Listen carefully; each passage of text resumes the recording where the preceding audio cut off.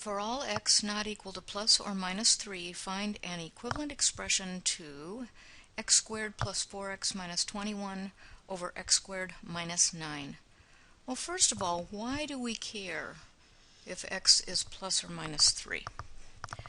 Well, if we put plus or minus 3 in for the x's in this expression, we would discover that the denominator would be 0. We cannot have a 0 in the denominator of a fraction. So plus and minus 3 are not acceptable values, and by stating that x is not equal to plus or minus 3, we are giving legitimacy to the problem. Okay, now on to the work of finding an equivalent expression. We cannot, for instance, cancel out the x squared on the top and the x squared on the bottom. We cannot do that. We must factor first.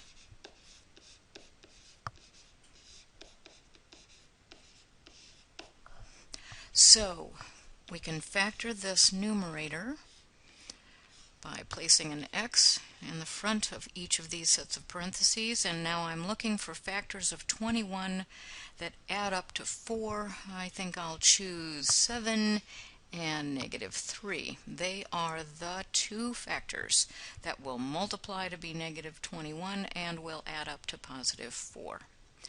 In the denominator, I have the difference of two squares, which is x minus 3, x plus 3. Now that I have factored first. Now I see that I have an x minus 3 on the top and an x minus 3 on the bottom. I can cancel out this factor on the top and the bottom, and what's left is our answer, x plus 7 over x plus 3. Okay, let's go on to the next one. I see that for all y not equal to plus or minus 5, find an equivalent expression. Once more, let's look at that y cannot equal plus and minus 5. If I put a y value in as 5 or negative 5, there would be no problem on top, on the numerator. But in the denominator, I would get a value of 0. We cannot have 0 in the denominator of a fraction. So, once more, in order to go on to find an equivalent expression, we are going to factor first.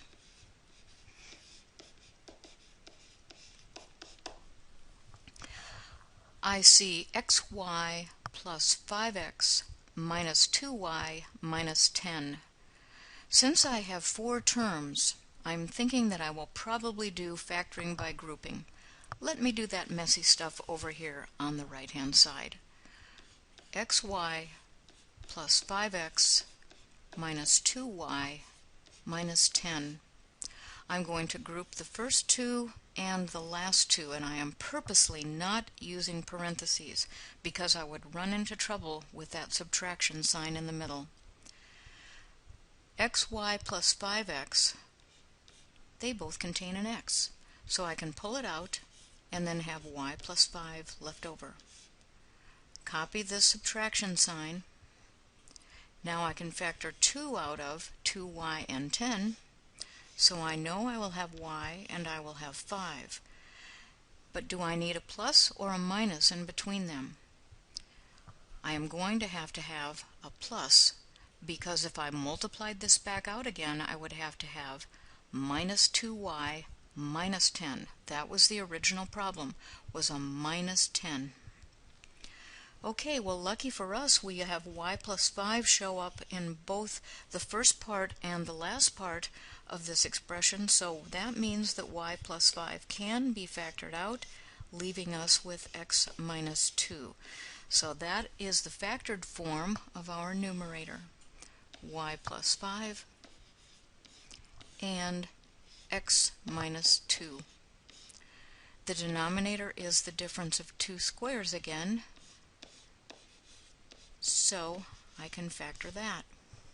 Now that I have both the numerator and the denominator factored, I can cancel out the common factor out of the top and the bottom, and what I have left is the simplified form of this expression, x minus 2 over y minus 5, and I am done.